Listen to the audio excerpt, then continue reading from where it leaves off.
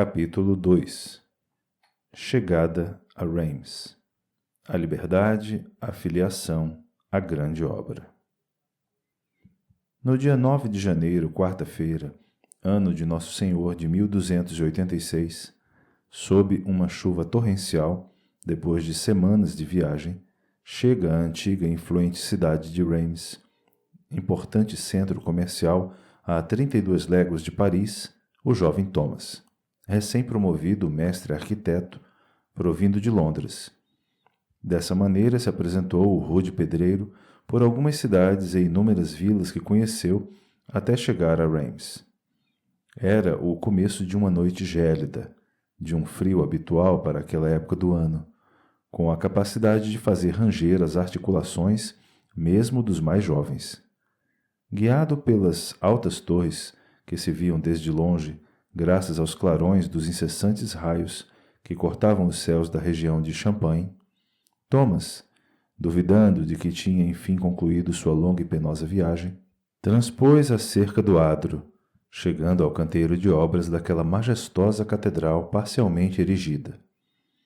Depois de ser reconhecido como pedreiro livre, ouviu do irmão telheiro em tom de alegria: "Bienvenue dans notre loge, mon frère."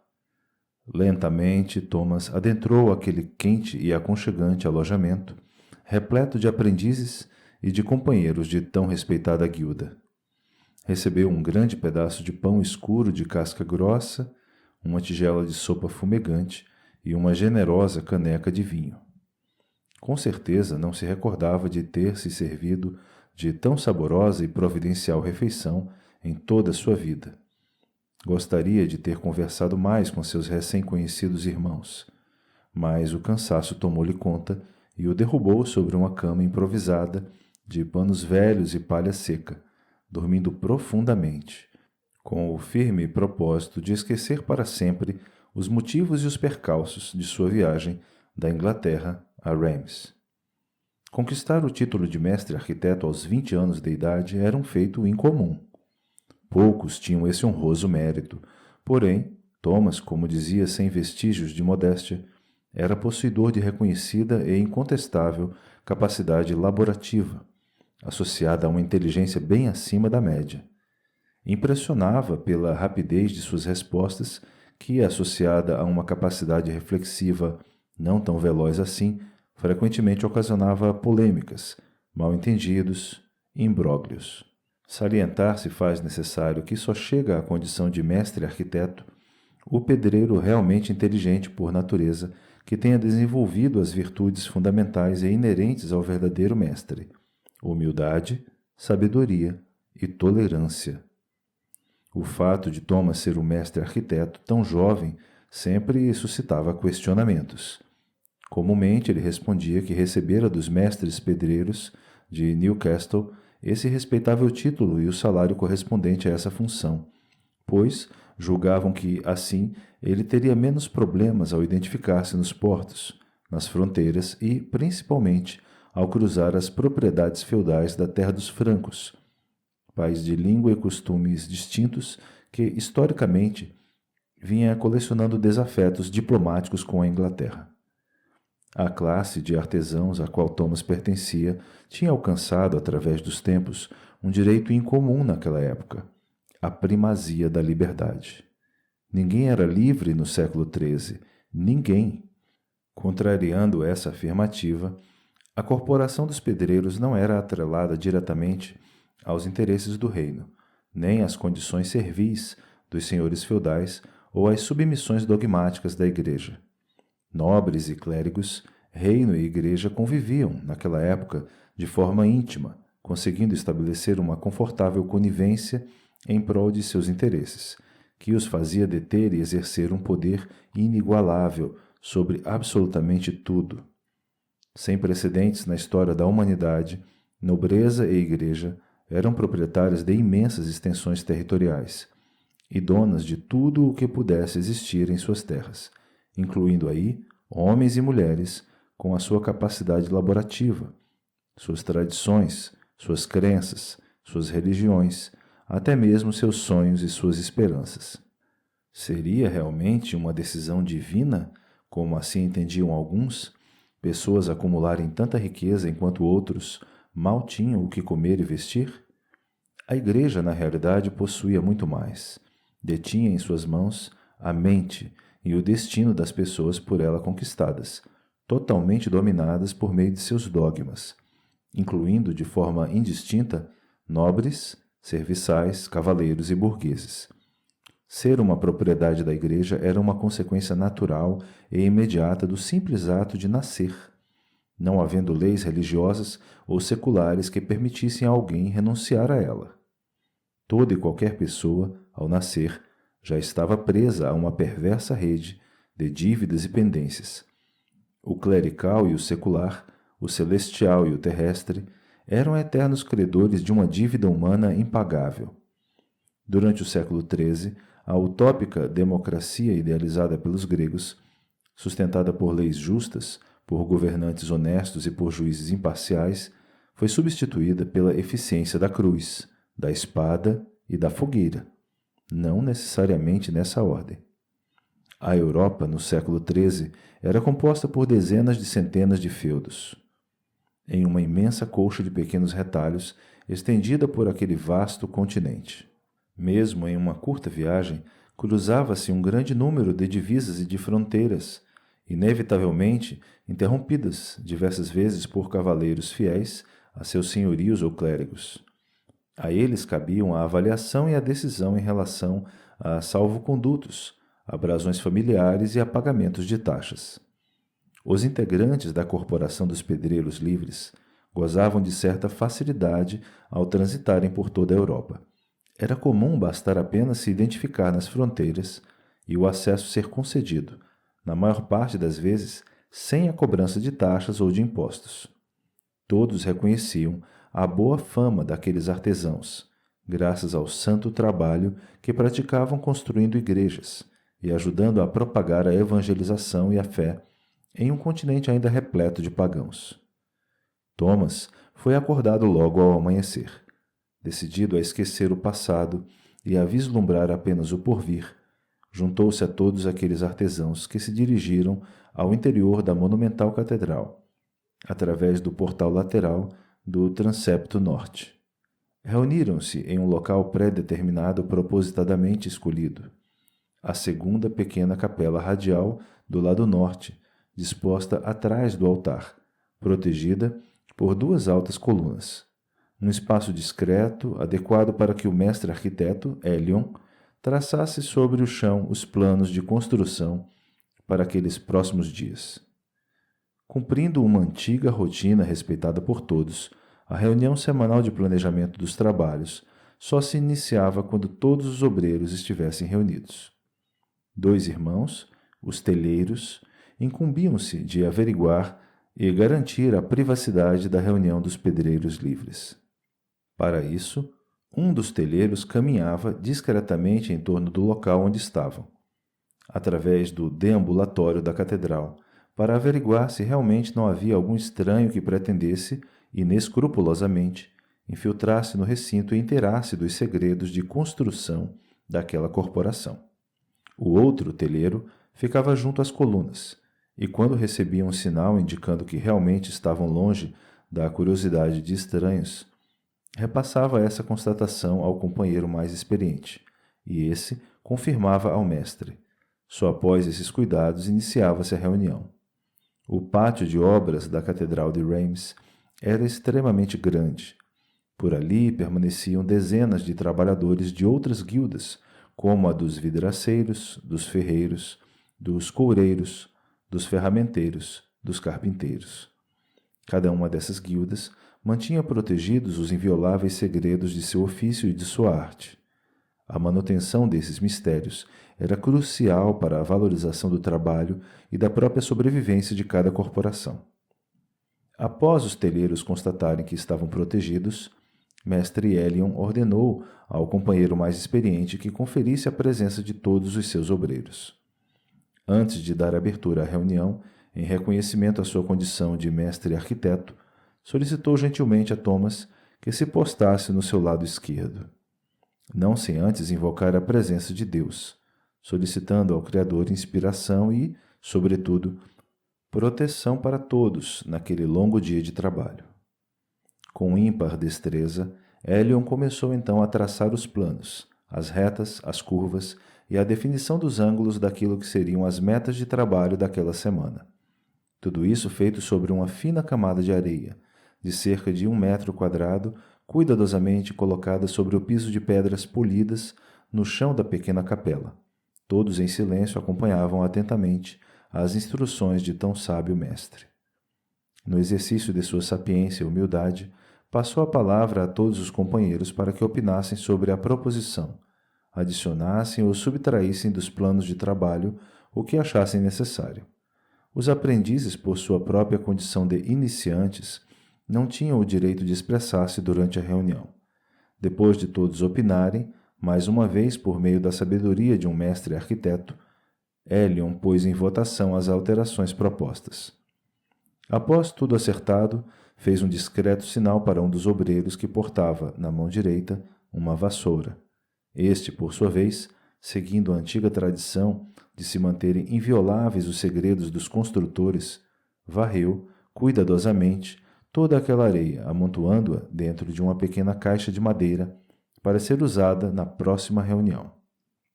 Em seguida, Elion dirigiu-se a seus obreiros. Meus irmãos, antes de iniciarmos nossos trabalhos de hoje, gostaria de apresentar nosso irmão Thomas Herdstone, que, certamente enviado por Deus, substituirá nosso irmão Joel, que adoeceu irreversivelmente. Thomas é um habilidoso mestre arquiteto do norte da Inglaterra, especializado na talha fina. Ele veio especialmente para os trabalhos de escultura das imagens e das passagens bíblicas previstas para a nossa catedral. Em seguida, complementou Elion, neste momento gostaria que nosso novo irmão Thomas reiterasse perante todos o seu juramento de fidelidade à nossa corporação e, a partir de agora, também à Notre Loge, ou seja, ao nosso alojamento, ao nosso barracão. Aqui, reunidos, todos nós o recebemos e o acolhemos integralmente em tudo o que possa vir a necessitar, pois todos nós temos a certeza de que, de sua parte, emana os mesmos princípios que unem e dignificam a nossa fraternidade. Thomas, seguindo a tradicional ritualística da Corporação dos Pedreiros Livres, reafirmou seu juramento perante todos, em um momento que, sempre repetido, tem o misterioso poder de agregar e de sintonizar todas as almas em um estado indissolúvel de paz, de harmonia e de concórdia.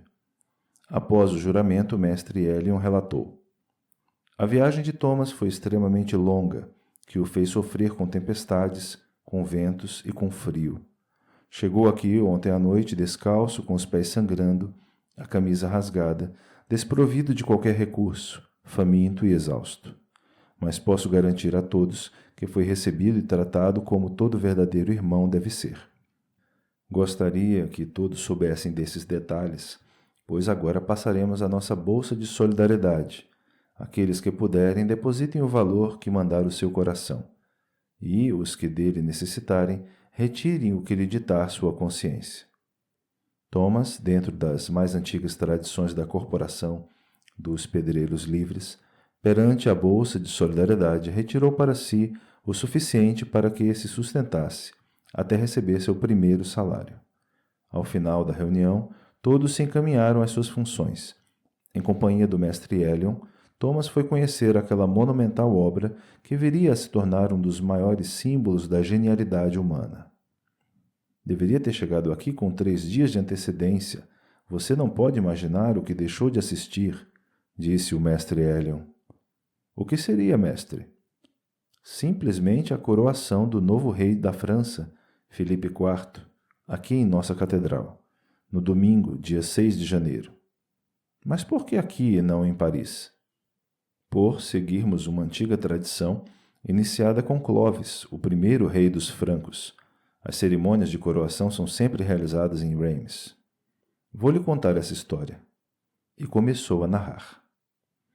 Em 496, durante a sangrenta batalha de Tolbiac, Clovis, em total desespero frente à iminente derrota, ajoelhou-se, levantou os braços para o céu e pediu ajuda a Jesus Cristo para vencer seus inimigos. Ele devia ser um homem de muita fé? Aí que você se engana. Ele não era cristão, mas prometeu converter-se caso Jesus atendesse seu pedido. E o que aconteceu? Clovis triunfou. Conseguiu a unificação de seu povo e, em reconhecimento ao milagre que recebera, converteu-se ao cristianismo. Em pleno dia de Natal daquele mesmo ano, ele, sua irmã e mais 3.000 guerreiros foram batizados nesta cidade por São Remígio. Posso até imaginar a belíssima cena. Você não pode, Thomas, pois algo inusitado aconteceu. Em tom de mistério, falou Elion. Com um olhar atento, suplicou Thomas. Conte-me com detalhes, mestre Elion. Então, preste muita atenção. A cidade estava lotada com seus habitantes e com milhares de pessoas que vieram assistir à cerimônia de batismo de Clovis. O trajeto até a antiga igreja de Nossa Senhora estava magistralmente decorado com tapeçarias e com lindos arranjos de flores. Conforme Clovis se aproximou da igreja, deparou com a porta principal totalmente iluminada por centenas de velas.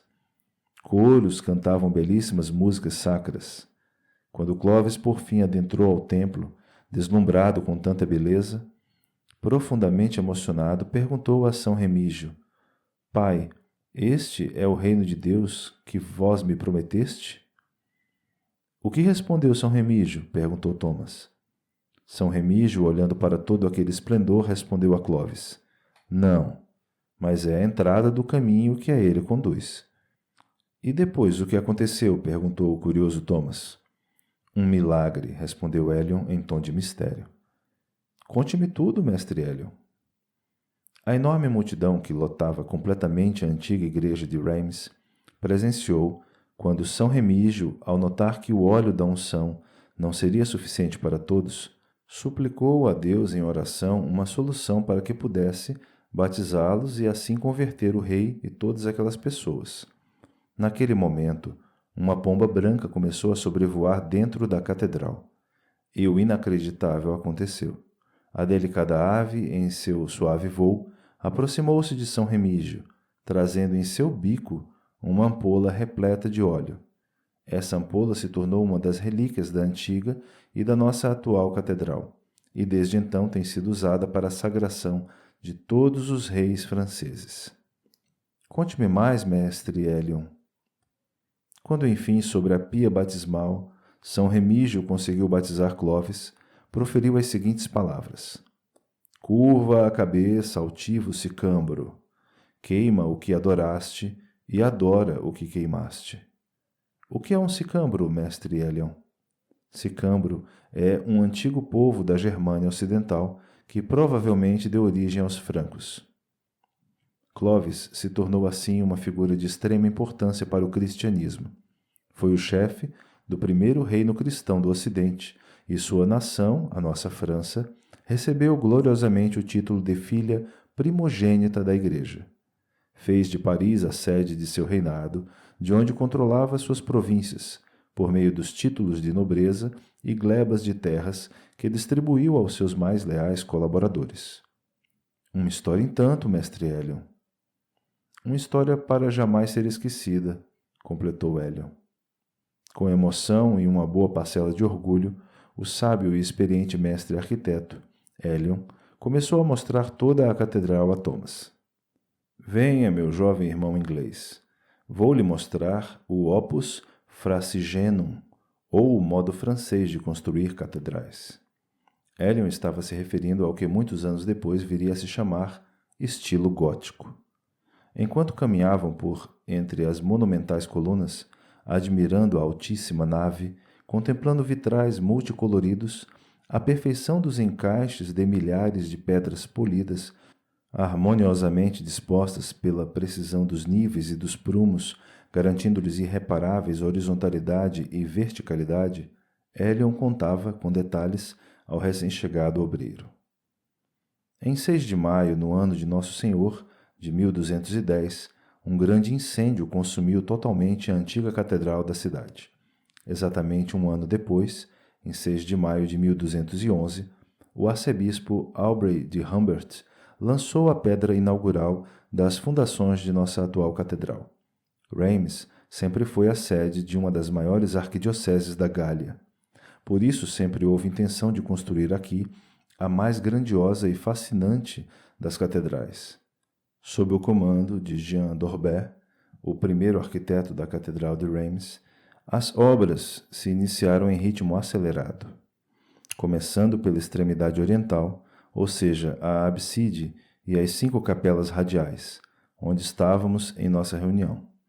Em 1221, já sob o comando de Jean Leloup, o segundo mestre arquiteto da Catedral de Reims, já se celebravam missas diárias na capela mor do deambulatório. Leloup? Perguntou Thomas. Sim, Thomas, o lobo. Não gosto de lobos.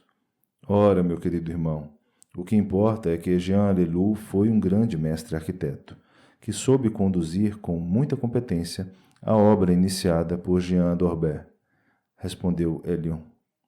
Thomas, uma obra como essa torna-se com o passar dos anos um empreendimento extremamente dispendioso, e seus custos passam a representar uma pesada carga para qualquer cabido em qualquer cidade. Conto-lhe com discrição entre essas colunas que a exorbitância das taxas impostas pelas autoridades eclesiásticas aos mais ricos, aos produtores de uvas e vinho, a vassalagem aos comerciantes, aos cavaleiros, ou seja, a todo o povo fixo e itinerante desta cidade, chegou a um ponto tal que, lamentavelmente, uma série de situações conflituosas culminou em uma rebelião do povo contra o clero. Como isso terminou? O descontentamento da população foi tão grande que todo o clero de Reims necessitou se afastar da cidade por um longo tempo, só retornando meses depois, quando tudo estava mais calmo.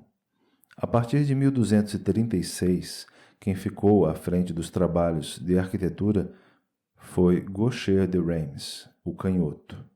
Ele chefiou as obras até 1255, e desde então estamos sob o comando de Bernard de Soissons.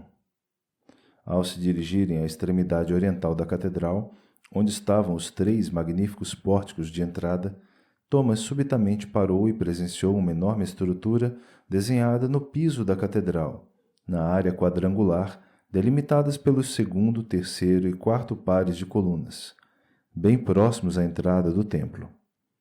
O que é isso, mestre Elion? Perguntou Thomas. O labirinto da Catedral de Reims. Não há outro igual em beleza e complexidade, respondeu com inesperado desalento Elion. É simplesmente magnífico. O que representa?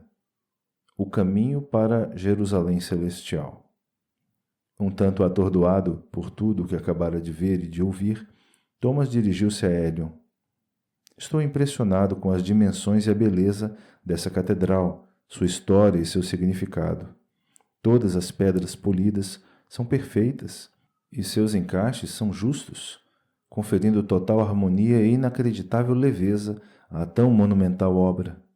Sempre tivemos ótimos e dedicados aprendizes para desbastá-las e excelentes companheiros para encaixá-las. Venha, preciso apresentar-lhe o padre Gustav, que lhe dará as orientações de como seu trabalho será realizado. Mas antes, gostaria de lhe perguntar uma coisa. É verdade que nunca usa a régua de 24 polegadas durante seu trabalho? Com um certo tom de peculiar arrogância e superioridade, Thomas respondeu: Nunca precisei. Para dizer a verdade, nem tenho uma régua. Consigo mensurar qualquer coisa somente com meus critérios natos. Inacreditável! Exclamou Elion, que em seguida perguntou: Nunca se equivocou, Thomas? Jamais. Que Deus sempre o proteja e mantenha esse seu dom. Amém.